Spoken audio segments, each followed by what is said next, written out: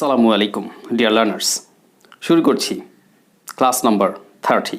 So আমাদের 30 নম্বর class, আমাদের মূল স্পোকেন ইংলিশ কোর্স। আমাদের ভিডিও ক্লাস দেখে যারা বাসায় বসে কোর্স করছেন, আমাদের বইটিও নিয়েছেন, এই বইটি নিয়ে আমাদের ভিডিও ক্লাস দেখে যারা বাসায় বসে ইংরেজি কোর্সটা করার চেষ্টা করছেন নিজে নিজে, তাদের জন্য আজকে আমি উপহার দিচ্ছি class number 30। You can take a look here, class 30, lesson 30। তার মানে আজকে আমরা আলোচনা করছি 30 নম্বর ক্লাস, আবার লেসনও 30 মিলে গেছে। বিষয় হচ্ছে, আমরা যখন ইংরেজিতে স্পিকিং করি তখন কোনো প্রয়োজনে বর্তমানে কথা বলি, আবার কখনো কখনো অতীতের কথা বলি, আবার কখনো ভবিষ্যতের কথা বলি। তবে আজকে আমি অতীতের বিষয়টি নিয়ে আলোচনা করব। সো অতীত এর ইংরেজি হচ্ছে পাস্ট। আপনারা জানেন পাস্টের যে 4টা টেন্স রয়েছে, past indefinite, past continuous, past perfect এবং পাস্ট পারফেক্ট কন্টিনিউয়াস। সো আজকে আমরা আলোচনা করছি পাস্ট ইনডেফিনাইট নিয়ে, অর্থাৎ সিম্পল পাস্ট। এখন আপনারা একটু বোর্ডে ফলো করলে দেখতে পারবেন, এখানে বাংলা বাক্যটি আগে ফলো করেন। বাংলা বাক্যে কি লেখা আছে? আমি একটি মাছ ধরেছিলাম। তার মানে কি? আমি কোনো একটি কাজ করেছিলাম। অর্থাৎ আপনি বললেন যে আমি একটি মাছ ধরেছিলাম, এর অর্থ হচ্ছে যে আপনি কোনো একটি কাজ করেছিলেন। সেটা আপনি কোন টেন্সে বলবেন? পাস্ট ইনডেফিনিট টেন্সে। এখন আপনি যদি পাস্ট ইনডেফিনিট টেন্সে বলতে চান, তাহলে সিম্পলি পাস্ট ইনডেফিনিট টেন্সের স্ট্রাকচার আমরা জানি যে সাবজেক্টের পর ভার্বের কোন ফর্ম? পাস্ট ফর্ম, 2 নম্বর ফর্ম। তাহলে সাবজেক্টের পর ভার্বের পাস্ট ফর্ম দিতে হবে, এরপরে অতিরিক্ত যা কিছু আছে, অবজেক্ট বলেন, এক্সটেনশন বলেন, সেটা দিয়ে দিলে বাক্য হয়ে যাবে। So take a look. তাহলে আপনি বললেন যে আমি একটি মাছ ধরেছিলাম, আই কট এ ফিশ। আমি একটি মাছ ধরেছিলাম। কিন্তু এই যে বাক্যটি আপনি বললেন, এই বাক্যটি কি হাবোধক বাক্য নাকি নাবোধক বাক্য? আমি একটি মাছ ধরেছিলাম, হ্যাঁ, এর মধ্যে কোনো না শব্দ নাই। সো এটা হাবোধক বাক্য। এখন আপনি যখন এটাকে নেগেটিভ করতে যাবেন, তাহলে বাংলাতে কি বলতে হবে? বাংলাতে আপনাকে বলতে হবে আমি একটি মাছ ধরিনি। এই তুমি কি একটি মাছ ধরেছিলে? হ্যাঁ, আপনি আনসার করলেন হ্যাঁ স্যার আমি একটি মাছ ধরেছিলাম। এই তুমি কি একটি মাছ ধরেছিলে? আপনি উত্তর করছেন না আমি একটি মাছ ধরিনি। এই যে অতীতের কথা, অতীতে কাজটি আপনি করেননি, সেই কথাটি বলতে চাচ্ছেন যে আমি একটি মাছ ধরিনি। এটার ইংরেজি করতে গেলে আপনাদেরকে মনে রাখতে হবে যে পাস্ট ইনডেফিনিট টেন্সে কোনো নেগেটিভ সেন্টেন্স করতে গেলে সেক্ষেত্রে অক্সিলারি ভার্ব ডিড এর সাথে নট ইউজ করতে হয়। কিসের সাথে? ডিড এর সাথে নট। আর প্রেজেন্ট ইনডেফিনিটে ডু অথবা ডাজের সাথে নট, নেগেটিভ বাক্য তৈরি করতে গেলে। আর পাস্ট ইনডেফিনিটে নেগেটিভ বাক্য তৈরি করতে গেলে আপনাকে ডিড এর সাথে নট ইউজ করতে হবে। সো এখানে আমি একটি মাছ ধরিনি, যে বাক্যের ইংরেজিটি আপনাকে বলতে হচ্ছে I didn't catch a fish. এখানে আরেকটি বিষয় লক্ষণীয়, সেটা হচ্ছে দেখুন এটা কোন টেন্সের আলোচনা হচ্ছে? এটা অতীতের, অর্থাৎ পাস্টের। সো এখানে CATCH ক্যাচ, এই ক্যাচটা কি প্রেজেন্টে আছে না পাস্টে? এটা তো প্রেজেন্টে আছে, তাহলে কি এটা প্রেজেন্ট টেন্স হয়ে গেল? নো, এটা পাস্ট টেন্সে আছে। সেটা কোন জিনিসটিকে আপনাকে বুঝিয়ে দিচ্ছে যেটা পাস্টে আছে? এই যে ডিড। তাহলে আপনি মনে রাখবেন যে যে সমস্ত বাক্যে আমি ডিডের পরে কোনো ভার্ব ইউজ করব বা ইউজ করার প্রয়োজন হবে, যদি কোনো বাক্যে ডিডের পর কোনো মেন ভার্ব ইউজ করার প্রয়োজন হয়, তাহলে সেই মেন ভার্বটি প্রেজেন্ট ফর্মে ফিরে আসবে। যেমনটি এখানে ডিড থাকার কারণে এই কট, আর এখানে কট হতে পারেনি, এটা হয়ে গেছে ক্যাচ। আশা করি বুঝতে পেরেছেন। তার মানে এক কথাই সূত্র মনে রাখবেন, ডিডের পর ভার্বের প্রেজেন্ট ফর্ম ইউজ হয়, মেন ভার্বের প্রেজেন্ট ফর্ম ইউজ হবে।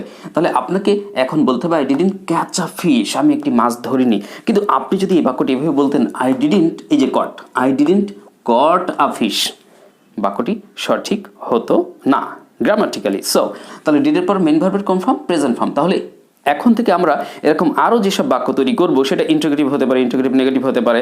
যে সমস্ত বাক্যে এরকম ডিড ব্যবহার করতে হবে, ডিডের পরে যদি কোনো মেন ভার্ব ইউজ করতে হয়, তাহলে সেই মেন ভার্বটি কিন্তু মনে করে প্রেজেন্ট ফর্মে বলবেন। যেমনটি আমি আরেকটা উদাহরণ দিই আপনাদেরকে, তাহলে ব্যাপারটা বুঝবেন। মনে করেন আপনি বললেন যে আমি বাজারে গিয়েছিলাম, তাহলে কি হবে? আই ওয়েন্ট টু মার্কেট, এই তো বলবেন, তাই না? আই ওয়েন্ট টু মার্কেট, আমি বাজারে গিয়েছিলাম। এখন আপনি নেগেটিভ বলতে চাচ্ছেন যে আমি বাজারে গেছিলাম না, অর্থাৎ বাজারে যায়নি, এইভাবে বলতে চাচ্ছেন। তাহলে আপনাকে নেগেটিভ করতে গেলে, এখন যেহেতু এটা পাস্ট টেন্সের ব্যাপার ছিল, তাহলে ডিড নিয়ে আসতে হবে। তাহলে আপনি কি করবেন? আই ডিড, এবার এর সাথে নট ইউজ করেন আই ডিডন্ট। আমি বাজারে গেছিলাম না, অর্থাৎ আমি বাজারে যাইনি, আপনি নেগেটিভ বলতে চাচ্ছেন, তাহলে আই ডিডন্ট। এখন আই ডিডন্টের পরে এবার যাওয়াটাকে এই যে ওয়েন্টের প্রেজেন্ট ফর্ম ফিরাই নিয়ে আসতে হবে, go. I didn't go to market. এই ব্যাপারটা আপনাদেরকে আমি বোঝাতে চাচ্ছিলাম। অর্থাৎ আপনি যদি এখানে ওয়েন্ট রেখে দিতেন, I didn't went to market, তাহলে বাক্যটি সঠিক হতো না, it will be wrong grammatically. So grammatically what will be correct here? এখানে সঠিক কোনটি হবে? The correct one will be I didn't go to market, আমি বাজারে যাইনি। তাহলে এইভাবে যত বাক্যে ডিড আসবে, ডিডের পর মেন ভার্ব প্রেজেন্ট ফর্মে ফিরে আসবে। আর এই কারণে দেখেন এই বাক্যটাতে একটা ডিড আছে, এই দেখেন এখানে ক্যাচ হয়ে গেছে, এই বাক্যটাতেও একটা ডিড আছে, এখানেও ক্যাচ হয়ে গেছে। এগুলো আমরা আলোচনা করবো এখন। ওকে, তাহলে আপনি প্রথম বাক্যটি যেটি বললেন সেটি হচ্ছে যে আমি একটি মাছ ধরেছিলাম, আমি একটি মাছ ধরেছিলাম। এখানে আপনি লিখছেন যে I caught a fish, fine. এবার বলছেন আমি একটি মাছ ধরিনি, নেগেটিভ। আর যেহেতু পাস্ট ইনডেফিনিট কোনো বাক্যকে আপনি নেগেটিভ করছেন, তাহলে ডিড ইউজ করতে হবে ডিড। তাহলে আপনি বলছেন I didn't catch a fish. এবার আপনি প্রশ্ন করছেন আমি কি একটি মাছ ধরেছিলাম, বা যে কাউকে যদি প্রশ্ন করেন এই তুমি কি একটি মাছ ধরেছিলে, এভাবে যদি প্রশ্ন করেন তাহলে প্রথমে কি নিয়ে আসতে হবে, অক্সিলারি ভার্ব হিসেবে ডিড আনতে হবে। তাহলে আপনি বলছেন যে আমি কি একটি মাছ ধরেছিলাম, did I catch a fish. এখানে কিন্তু ক্যাচ চলে আসছে, কারণ কি এই যে ডিড, এই ডিড থাকলেই এরপর মেন ভার্বের প্রেজেন্ট ফর্ম ইউজ করতে হবে। এই ব্যাপারটা কিন্তু গুরুত্বপূর্ণ বিষয়, যেটা আমরা অনেকে ভুল করে ফেলি। আচ্ছা, এরপরে আপনি নেগেটিভ প্রশ্ন করেছেন যে আমি কি একটি মাছ ধরিনি, didn't I catch a fish. তাহলে দেখেন এখানে ডিড থাকার কারণে ক্যাচ হয়েছে, এই বাক্যেও ডিড থাকার কারণে ক্যাচ হয়েছে, এখানেও ডিড থাকার কারণে ক্যাচ হয়েছে। বাট এই প্রথম বাক্যটিতে ডিডের প্রয়োজন ছিল না, তার কারণ এটা একটা হাবধক অ্যাফার্মেটিভ সেন্টেন্স, যেটা বলেছিলেন যে আমি একটি মাছ ধরেছিলাম, তাই এখানে ডিড আসেনি, যে কারণে ডিরেক্ট ভার্বের পাস্ট ফর্ম ইউজ করা হয়েছে, I caught a fish. So guys sorry, এখন কি করতে হবে, এই যে আপনি চারটা প্যাটার্নে বাক্য তৈরি করলেন কোন টেন্সে, পাস্ট ইনডেফিনিট টেন্সে। তো পাস্ট ইনডেফিনিট স্ট্রাকচার কি শিখলেন, সাবজেক্টের পর ভার্বের পাস্ট ফর্ম। ভার্বের ফর্ম কয়টি, তিনটি, present form, past form, past participle form. Present form 1 নম্বর ফর্ম, পাস্ট ফর্ম 2 নম্বর ফর্ম, আর পাস্ট পার্টিসিপল 3 নম্বর ফর্ম। তো আমরা আলোচনা করছি পাস্ট অর্থাৎ প্রেজেন্টের পরে যেটা পাস্ট, তার মানে 2 নম্বর ফর্ম নিয়ে। তাহলে সবসময় মনে রাখবেন যে এই ধরনের বাক্যে আপনাকে ভার্বের কোন ফর্ম ইউজ করতে হবে, পাস্ট ফর্ম ইউজ করতে হবে। তবে যদি কোনো বাক্যে ডিড চলে আসে, ডিডের পরে মেন ভার্বের প্রেজেন্ট ফর্ম ইউজ করতে হবে। Thank you.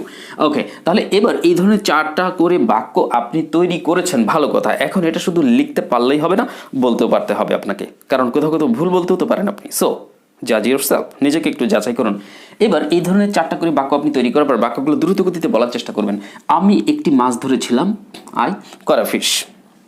ইচ্ছে করলে আপনি প্রথমে ইংরেজি বাক্য বলে পরে বাংলা এটাও বলতে পারেন, আবার প্রথমে বাংলা বলে পরে ইংরেজিও বলতে পারেন, as you like. Okay, so আপনি যদি ইংরেজি দিয়ে বলেন তাহলে বলবেন আই কট আ ফিশ, আমি একটি মাছ ধরেছিলাম। এবার খেয়াল রাখতে হবে আই ডিডন্ট কট যেন না হয়ে যায়, তাহলে কিন্তু আপনি কট খেয়ে যাবেন, তাই তো। আই ডিডন্ট, ডিড যেহেতু বলেছেন তাহলে কিন্তু ক্যাচ বলতে হবে, ক্যাচ। তাহলে I didn't catch a fish, আমি একটা মাছ ধরিনি। Did I catch a fish, আমি কি একটি মাছ ধরেছিলাম। Didn't I catch a fish, আমি কি একটি মাছ ধরিনি। তাহলে দ্রুত গতিতে আপনাকে বলতে পারতে হবে। এখন আমি ঠিক যেভাবে বলবো এভাবে আপনাকে দ্রুত গতিতে বলতে হবে। আই কট আ ফিশ, আমি একটি মাছ ধরেছিলাম। I didn't catch a fish, আমি একটি মাছ ধরিনি। Did I catch a fish, আমি কি একটি মাছ ধরেছিলাম। Didn't I catch a fish, আমি কি একটি মাছ ধরিনি। আমি আরেকবার বলি, আপনারা খেয়াল করবেন যে আমি ভুল বলছি কিনা, আমারও ভুল হতে পারে। ওকে, বাট চেষ্টা করতে হবে দ্রুত গতিতে বলে মুখের জড়তা, জিহ্বার জড়তাকে দূর করতে হবে এবং আপনার ফ্লুয়েন্সিটাকেও গ্যাদার করতে হবে যাতে আরেকটু দ্রুত বলতে পারেন। So guys, once again, I got a fish, আমি আপনাদের দিকে তাকিয়ে বলছি, ক্যামেরার দিকে তাকিয়ে, খেয়াল করুন আমার লুক কিন্তু আপনার দিকে। ওকে, তাহলে আই গট আ ফিশ, আমি একটি মাছ ধরেছিলাম। I didn't catch a fish, আমি একটি মাছ ধরিনি। Did I catch a fish, আমি কি একটি মাছ ধরেছিলাম। Didn't I catch a fish, আমি কি একটি মাছ ধরিনি। হ্যাঁ, এইভাবে আপনাদেরকে দ্রুত গতিতে বলা প্র্যাকটিস করতে হবে বাসায়, if you want to learn speaking. যদি আপনি কথা বলা শিখতে চান, শুধু রাইটিং শিখলে তো হবে না, স্পিকিংও শিখতে হবে, তাই না? ওকে, সো গাইজ, তাহলে আশা করি এই অংশটি বুঝতে পেরেছেন। Now take a look at the book. যাদের কাছে বই নাই তারা সমস্যা নেই, তারা আমাদের ভিডিও ক্লাস ফলো করে না। যাদের কাছে বই নাই তারা বই ইচ্ছে করলে অর্ডার করতে পারেন।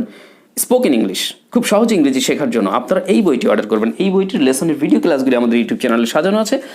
বইটি নেবার পর বইটির লেসনের ভিডিও ক্লাসগুলো আমাদের ইউটিউবে দেখে দেখে সিরিয়ালি প্র্যাকটিস করে বাসায় বসে নিজেই স্পোকেন ইংলিশ কোর্স কমপ্লিট করতে পারবেন। Very easy. যারা ইন্টারেস্টেড বই নিতে আগ্রহী তারা এই যে উপরে কন্ট্যাক্ট নাম্বার দেওয়া আছে, স্ক্রিনশট নিন অথবা নোট করে রাখুন, এই নম্বরে ফোন করুন, বই অর্ডার করুন। ওকে গাইস, তো যে কথা বলছিলাম, তাহলে এবার দেখেন এখানে টেবিল ফর প্র্যাকটিস, নিচে টেবিল ফর প্র্যাকটিস দেওয়া আছে, এখানে জোড়ায় জোড়ায় শব্দ লেখা আছে, ডু অবলিক সাম। আমি এখানে আপনাদেরকে একটু দেখাই, যেমন এইটা নিয়ে আপনি আসলে কি করবেন দেখুন, খেয়াল করে আমি কয়েকটা দেখাই দেবো। ডু অবলিক সাম, এই ডু এবং সাম দিয়ে আপনি আসলে কি করবেন, ডু অবলিক সাম। মনে করেন এখানে একটা ভার্ব আছে, এখানে একটা অবজেক্ট আছে, সাম মানে কি, অঙ্ক। এখন আপনি একটা বাক্য তৈরি করে ফেলেন, ভার্বটাও আমি দিয়ে দিয়েছি, অবজেক্টটাও দিয়ে দিয়েছি, এটাকে একটা বাক্য তৈরি করেন যে আমি অঙ্কটি করেছিলাম। এইভাবে বাক্য বানান, আমি অঙ্কটি করেছিলাম। এখন আপনি যদি বলেন যে আমি অঙ্কটি করেছিলাম, তাহলে আপনাকে কি বলতে হবে, আই, পাস্ট টেন্সে নিয়ে যেতে হবে ডিড, এই যে করেছিলাম, দা সাম। এবার বাংলা বললেন যে আমি অঙ্কটি করেছিলাম, বাংলা বলতে হবে কিন্তু।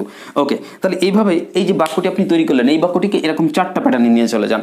আই ডিড দ্য সাম, আমি অঙ্কটি করেছিলাম। এবার বলেন আই ডিডন্ট ডু দ্য সাম, আমি অঙ্কটি করিনি। ডিড আই ডু দ্য সাম, এই যে ডিড একটা বলছি আর ডু একটা বলছি, ডু কিন্তু পরের মেইন ভার্ব হিসেবে ইউজ করছি আমি। তাহলে আই ডিডন্ট ডু দ্য সাম, আমি অঙ্কটি করিনি। ডিড আই ডু দ্য সাম, আমি কি অঙ্কটি করেছিলাম। ডিডন্ট আই ডু দ্য সাম, আমি কি অঙ্কটি করিনি। এইভাবে আপনি বাংলা সহ 4টা প্যাটার্নে বাক্যটা ট্রান্সফর্ম করে বলতে পারেন কিনা নিজেকে একটু যাচাই করে দেখুন তো। ওকে, সো চলুন পরের পেয়ার নিয়ে কথা বলি। পরে আরেক জোড়া শব্দ রয়েছে, যেমন এখানে বেশ কয়েকটা জোড়া শব্দ রয়েছে। There are some pairs of words here, okay, so you have to make sentence. এই টেবিল থেকে বাক্য তৈরি করতে হবে আপনাকে। মেক এবং কাইট রয়েছে, যেমন এবার দেখতে পাচ্ছি আমরা মেক আছে, মেক, আর অবজেক্ট একটা দিয়ে আছে কাইট। আচ্ছা, কাইট মানে কি? ঘুড়ি। মেক মানে তৈরি করা। তো আপনি পাস্ট ইনডিফিনিট টেন্সে এই দুটোকে ব্যবহার করে একটা বাক্য তৈরি করুন। আপনি বললেন যে আমি একটি ঘুড়ি তৈরি করি, বলবেন না, পাস্টে বলতে হবে, করেছিলাম। ওকে, আমি একটি ঘড়ি তৈরি করেছিলাম। এইভাবে আপনি ওখান থেকে প্রত্যেকটা জোড়া নিয়ে বাক্য তৈরি করবেন, আর 4টা প্যাটার্নে বাক্যগুলো তৈরি করার পর বলাও প্র্যাকটিস করবেন। এটাই হচ্ছে এই টেবিলের কাজ। তো আই মেক, আপনি বললেন যে আমি একটি ঘড়ি তৈরি করেছিলাম, তাহলে আই মেক দিলে তো হবে না, তৈরি করেছিলাম পাস্টে, মেকের পাস্ট কি? মেড। তার মানে এখানে একটা মজার বিষয় হচ্ছে যে আপনাকে এই ভার্বগুলোর কিন্তু পাস্ট ফর্ম জানতে হবে, তা না হলে তো আপনি বাক্য তৈরি করতে পারবেন না। ওকে, সো প্রত্যেকটা ভার্বের present form, past form, past participle পড়বেন। আমাদের এই যে বই, এই বইয়ে কিন্তু অনেক ভোকাবুলারি দেওয়া আছে, শব্দ দেওয়া আছে, সেই শব্দগুলোর প্রেজেন্ট ফর্ম আছে, পাস্ট ফর্ম আছে, পাস্ট পার্টিসিপল আছে, যেগুলো বিশেষ করে ভার্ব, বাংলা অর্থ সহ আছে। আপনারা এগুলো মুখস্থ করে ফেলবেন, কাজে লাগবে, এবং সেন্টেন্স মেকিং করবেন। তাহলে আপনি কেউ বললেন কি আমি একটি ঘড়ি তৈরি করেছিলাম, আই মেড, মেকের past made, I made a kite. এবার এটা বাংলাও বলতে হবে যে আমি একটি ঘড়ি তৈরি করেছিলাম। তাহলে প্রথমে ইংরেজি বলেন আই মেড এ কাইট, আমি একটি ঘড়ি তৈরি করেছিলাম। এবার নেগেটিভ বলেন আই ডিডেন্ট মেড, বলবেন ডিডেন্ট পর, ডিডের পরে কিন্তু মেড বললে হবে না, এটা প্রেজেন্টে ফিরে আসবে, ডিডেন্ট মেক। তাহলে I didn't make a kite, আমি একটি ঘড়ি তৈরি করিনি। এবার ইন্টারোগেটিভ প্রশ্ন করবেন আমি কি একটি ঘড়ি তৈরি করেছিলাম, did I make a kite. এবার নেগেটিভ ইন্টারোগেটিভ প্রশ্ন করেন আমি কি একটি ঘড়ি তৈরি করিনি, didn't I make a kite. তাহলে দ্রুতগতিতে ওই 4টা বাক্য আবার বলবেন আই মেড আ কাইট, আমি একটি ঘড়ি তৈরি করেছিলাম, I didn't make a kite, আমি একটা ঘড়ি তৈরি করিনি, did I make a kite, আমি কি একটি ঘড়ি তৈরি করেছিলাম, didn't I make a kite, আমি কি একটি ঘড়ি তৈরি করিনি। এভাবে আপনি প্র্যাকটিস করেন। এরপরে যেমন দেওয়া আছে প্লে ক্রিকেট, প্লে মানে খেলা করা, ক্রিকেট মানে ক্রিকেট। আপনি বাক্য তৈরি করুন যে আমি ক্রিকেট খেলেছিলাম, তাহলে আপনি বলেন আই প্লেড ক্রিকেট। এবার আমি ক্রিকেট খেলিনি, আই ডিডেন্ট প্লে ক্রিকেট, আমি কি ক্রিকেট খেলেছিলাম, ডিড আই প্লে ক্রিকেট, আমি কি ক্রিকেট খেলিনি, ডিডেন্ট আই প্লে ক্রিকেট। এগুলো শুনে শুনে আপনারা বাসায় বসে লিখুন, নোট করুন। আমি এগুলো লিখছি না এখানে, বাট বুঝিয়ে দিচ্ছি, আপনি শুনুন আমার মুখ থেকে শুনে, বাসায় বসে নোট করুন, ভিডিও থামিয়ে দিয়ে নোট করুন, নোট করে আপনি প্র্যাকটিস করুন এবং নিজেকে যাচাই করুন যে বলতে পারেন কি না। সঠিকভাবে লিখতে হবে, সঠিকভাবে বলতে হবে। ভুল হলে কমেন্টে আমাদের জানাবেন, উইল রিপ্লাই, আমরা উত্তর করবো ইনশাআল্লাহ। ওকে, এরপরে দেখুন রাইট দেওয়া আছে, লেটার দেওয়া আছে। রাইট মানে কি? পরের জোড়া। রাইট দেওয়া আছে আর লেটার দেওয়া আছে। রাইট মানে লেখা, আর লেটার মানে চিঠি। বাক্য তৈরি করুন এই দুটো শব্দ নিয়ে। আপনি এরকম করুন যে আমি একটি চিঠি লিখেছিলাম, আমি একটি চিঠি লিখেছিলাম। তাহলে আপনাকে বলতে হবে আই রোট, রাইটের পাস্ট রোট। তাহলে আমি একটি চিঠি লিখেছিলাম, আই রোট আ লেটার। এবার বলুন আমি একটি চিঠি লিখিনি, I didn't write a letter. Did বললে রাইটে ফিরে আসবে প্রেজেন্ট ফর্মে। তাহলে আমি একটি চিঠি লিখিনি, I didn't write a letter. আমি কি একটি চিঠি লিখেছিলাম, did I write a letter. আমি কি একটি চিঠি লিখিনি, didn't I write a letter. Okay, এরপর দেওয়া আছে কাট ট্রি। কাট মানে কেটে ফেলা। কাটের আবার প্রেজেন্ট পাস্ট পার্টিসিপল সব করে একই রকম। তাহলে কাট মানে কেটে ফেলা। আপনি বললেন যে আমি গাছটি কেটেছিলাম, তাহলে আই কাট দ্য ট্রি। আমি গাছটি কাটিনি, I didn't cut the tree. আমি কি গাছটি কেটেছিলাম, did I cut the tree. আমি কি গাছটি কাটিনি, didn't I cut the tree. Okay, এরপরে দেওয়া আছে সলভ প্রবলেম। সলভ মানে সমাধান করা, প্রবলেম মানে সমস্যা। আপনি বলেন যে তারা, মাঝে মাঝে পার্সন ভিন্ন ভিন্ন দেন, সব আমি দিয়ে না বলে তারা দিয়ে, উই দিয়ে, এরকম বিভিন্ন রকম সাবজেক্ট দিয়ে বলেন যে তারা সমস্যাটি সমাধান করেছিল। দে সলভড, SOLVED যোগ করবেন, ডি, তাহলে পাস্ট হয়ে যাবে। দে সলভড দ্য প্রবলেম, তারা সমস্যাটি সমাধান করেছিল। এবার তারা সমস্যাটি সমাধান করেনি, they didn't solve the problem, SOLVE প্রেজেন্টে ফিরে আসছে। They didn't solve the problem, তারা সমস্যাটি সমাধান করেনি। এবার আপনি প্রশ্ন করেন did they solve the problem, তারা কি সমস্যাটি সমাধান করেছিল। পরবর্তীটা didn't they solve the problem, তারা কি সমস্যাটি সমাধান করেনি। ওকে, এরপরে লার্ন আছে, ইংলিশ আছে। লার্ন মানে শেখা, ইংলিশ মানে ইংরেজি। আপনি বলেন যে আমরা ইংরেজি শিখেছিলাম, পাস্টে করবেন আমরা ইংরেজি শিখেছিলাম। উই লার্নড ইংলিশ, আমরা ইংরেজি শিখিনি। We didn't learn English, LEARN প্রেজেন্টে ফিরে আসবে। উই ডিডেন্ট লার্ন ইংলিশ, আমরা ইংরেজি শিখিনি। ডিড উই লার্ন ইংলিশ, আমরা কি ইংরেজি শিখেছিলাম। ডিডেন্ট উই লার্ন ইংলিশ, আমরা কি ইংরেজি শিখিনি। ওকে, এরপরে বিল্ড মানে নির্মাণ করা, হাউস মানে বাড়ি। তাহলে আপনি বললেন যে তারা একটি বাড়ি নির্মাণ করেছিল, এইভাবে একটা বাক্য তৈরি করেন। দে বিল্ট, বিল্ডের পাস্ট ফর্ম হচ্ছে BUILT, বিল্ট। আমরা অনেকে আছি ভুল করে BUILD এই উচ্চারণটা, BUILD এটাকে বুল্ড বলে ফেলি অনেকে, বুল্ড, বুল্ড। এটা বুল্ড বলবেন না, এটা বলবেন বিল্ড, বিল্ড। কারণ এটার সাথে যদি ING যোগ করেন তাহলে আপনি কি তখন বলবেন বুল্ডিং, বুল্ডিং, নো, বিল্ডিং, তাই না। তাহলে বিল্ডিং, বিল্ড উচ্চারণ হবে বিল্ড। তাহলে এটা হচ্ছে প্রেজেন্ট ফর্ম। তাহলে আপনি বলেন যে তারা একটি বাড়ি নির্মাণ করেছিল, দে বিল্ট।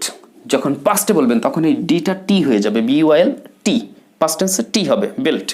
তাহলে তারা একটি বাড়ি নির্মাণ করেছিল, দে বিল্ট আ হাউস। তারা একটা বাড়ি নির্মাণ করেনি, they didn't build a house. প্রেজেন্টে ফিরে আসবে, বা ডিড আসলে প্রেজেন্টে ফিরে আসবে। তারা কি একটি বাড়ি নির্মাণ করেছিল, did they build a house. তারা কি একটি বাড়ি নির্মাণ করেনি, didn't they build a house. Okay, এরপরে যেটা আছে, আর লাস্ট পেয়ার, শেষ জোড়া শব্দ, বাই, BUY। বাই মানে কি, ক্রয় করা। বুক মানে বই। অর্থাৎ আপনি বললেন যে আমি একটি বই কিনেছিলাম, তাহলে বাই এর পাস্ট টেন্স বট, BOUGHT, বট। তাহলে আপনি বাক্য তৈরি করেন, আই বট বুক, আমি একটি বই কিনেছিলাম। এবার নেগেটিভ করেন, আমি একটি বই কিনে নিই, তাহলে হবে আই ডিডন্ট, বট রাখা যাবে না, প্রেজেন্টে ফিরে নিয়ে আসতে হবে বাই, আই ডিডন্ট বাই। ডিডের পর মেইন ভার্বের প্রেজেন্ট ফর্ম, বারবার বলছি কিন্তু এটা খেয়াল রাখবেন। তাহলে আমি একটি বই কিনেছিলাম, আই বট বুক, আর আমি একটি বই কিনিনি, আই ডিডন্ট বাই আ বুক। আমি কি একটি বই কিনেছিলাম, ডিড আই বাই আ বুক। আমি কি একটি বই কিনে নিই, ডিডন্ট আই বাই আ বুক। তাহলে এইভাবে আপনি পুরো টেবিলের এই বাক্যগুলো আপনি লেখেন, প্র্যাকটিস করেন, 4টা প্যাটার্নেই বাক্য নিয়ে যান, তবে বাংলা সহ প্র্যাকটিস করবেন, ঠিক আছে? তো এটাই কিন্তু আমাদের আজকের মূল ক্লাস ছিল। তো এখানে আশা করি লেসন 30টা আপনারা বুঝতে পেরেছেন। বুঝতে পেরে থাকলে এইভাবে আপনি নিজেও নতুন নতুন বাক্য তৈরি করুন পাস্ট টেন্সে, এবং সেগুলোকে এরকম 4টা প্যাটার্নে নিয়ে যান, প্র্যাকটিস করুন। আশা করি আপনার পাস্ট টেন্সের প্রবলেম থাকবে না, এবং লেসন 30 ক্লাসটাও সুন্দরভাবে কমপ্লিট হয়ে যাবে। সবার সর্বাঙ্গীন মঙ্গল কামনা করে আজকের ক্লাসটি এখানে শেষ করছি। আশা করি ক্লাস ভালো লেগেছে। তো সবাই প্লিজ একটি লাইক দিয়ে যাবেন আমাদের ভিডিওতে, হ্যাঁ? ভিডিও ভালো লাগলে লাইক করবেন। আর আমাদের ফেসবুক যে পেজের নাম হচ্ছে দ্য মেন্টরস টিউটোরিয়াল। আমাদের চ্যানেলের নাম, ইউটিউব চ্যানেলের নাম দ্য মেন্টরস টিউটোরিয়াল। আমাদের ফেসবুক পেজের নামও দ্য মেন্টরস টিউটোরিয়াল, একই নাম। দ্য মেন্টরস টিউটোরিয়াল নাম দিয়ে ফেসবুক পেজে যান, সার্চ করুন। সার্চ করলে আমাদের পেজ পেয়ে যাবেন। পেজটিতে লাইক দিন এবং আমাদের পেজটা ফলো করুন। সেখান থেকে আরও অনেক কিছু আপনি শিখতে পারবেন ইনশাআল্লাহ। That's all for today. আসসালামু আলাইকুম রহমতুল্লাহ। Have a nice day. Bye by.